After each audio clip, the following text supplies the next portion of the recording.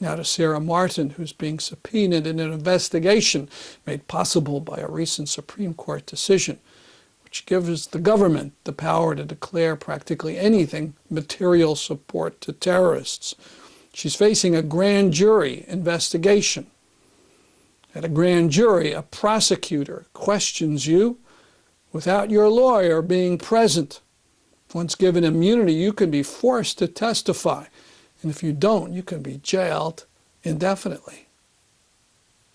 On September 24th, I just finished watching Amy Goodman on TV. We get her from 7 to 8 in the morning. And the phone rang, and it was Jordan Kushner, a National Lawyers Guild lawyer who was in New Orleans. And he said, "Have you heard your comrades are their houses are being raided?" And of course, I mean, you hear those words, and it was like a foreign language. I didn't know what he was saying. And I said, "Who?" And he said, "Well, Mick Kelly, who lives just a little, about a half a mile from me." So I got in the car and went over to Mick's. I got the word out, what was happening, and we knew at that point it was 3 houses. And I went to Mick's house, and of course there were the big black SUVs and people coming and going. And really the first casualty, I guess, of these raids, it was a major national coordinated FBI raid. As it turned out, 5 houses in Minneapolis in the Anti-War Committee, and 3 houses in Chicago were being raided at the same time, and this all began at 7 o'clock in the morning. And as I say, the first casualty was, the nicest thing you can say about this is it's a fishing expedition. And Mick Kelly and his wife Lyndon have a big fish tank, and when they came into to the apartment, they broke the fish tank. So the fish were the first things to go in this fishing expedition, which is ironic, I guess. Maybe that's an omen, or maybe it's a bad omen, I'm not sure. Anyway, as it turned out, at my house, my brother and sister-in-law lived downstairs, and at just minutes after I left, the FBI came to my door. They were not there to raid, but to talk, to visit. And as it turned out, they were visiting not only me, but 2 other people in Minneapolis, and people in Milwaukee, people in Arizona, people in California, people in Michigan. And so at the end of this, but those were just visits. By the next Monday, many more of us had gotten subpoenaed. So at the end of it all, 14 of us have subpoenas to go to a federal grand jury in Chicago, where there's an investigation going on for material support for terrorist organizations. The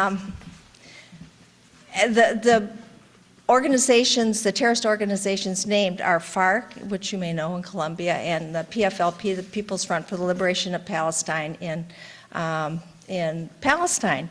And we're all asked in our subpoenas a little bit different thing, but what's on my subpoena is I was to bring to the grand jury all documents, pictures, financial records, email correspondence, anything that had to do with trips to Syria, Lebanon, Palestine, and Colombia. While the raids were going on, back to the raids,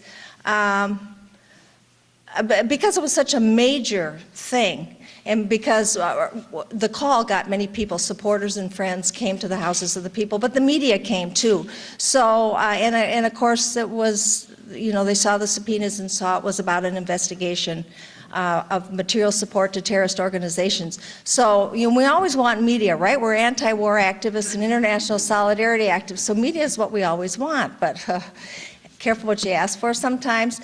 Of course, it was all over the front page of the paper the next day. And I must say, though, that the coverage that the Star Tribune has given, and the Pioneer Press in St. Paul, too, it's been not bad, aside from what the FBI has done. But it's been pretty balanced and informative and laying out, how ridiculous this is without using that word.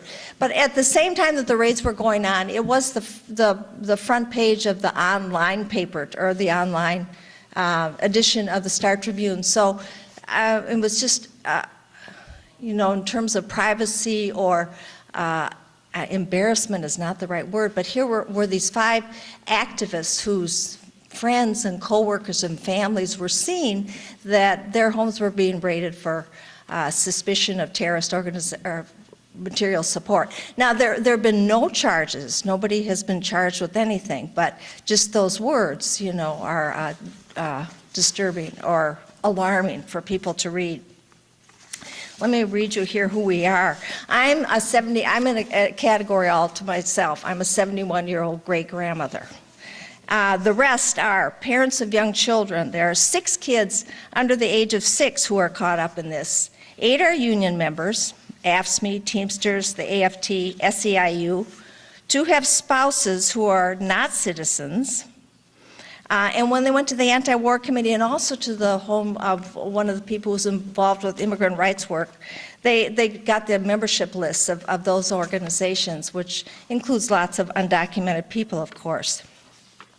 Now, we are all long-time, I don't know if the FBI miscalculated or they're taking their chances or what, but we're good organizers. I mean, we're long-time anti-war and international solidarity organizers, and we've all been involved with, do you know about the march on the RNC, the marches on when the Republicans came to to St. Paul? We were involved in that work. That's maybe when we came to the attention of the FBI, I'm not sure. But we know how to organize, so we don't, this stuff is not going to happen without a fight back from us, obviously, and from all the people that we work with.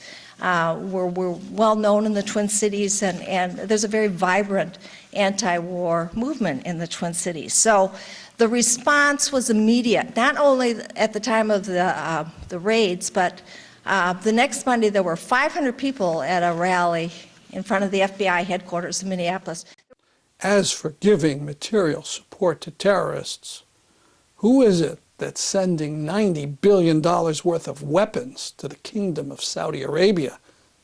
Remember, Saudi Arabia, the home of the bin Laden family, and of most of the men who committed the 9/11 atrocity, whose rulers spend tens of millions every year to spread their reactionary, women-hating thinking.